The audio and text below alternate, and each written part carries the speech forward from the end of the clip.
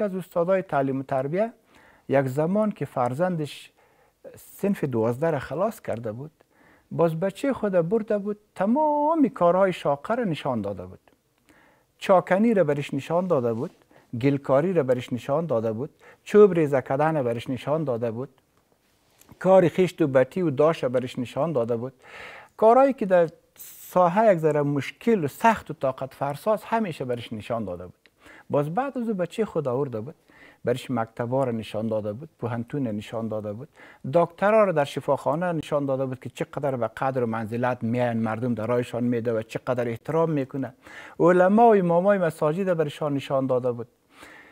بعد از او باز بچه خود گفته بود که نال انتخاب کو، ای را انتخاب میکنی یا ای را انتخاب میکنی.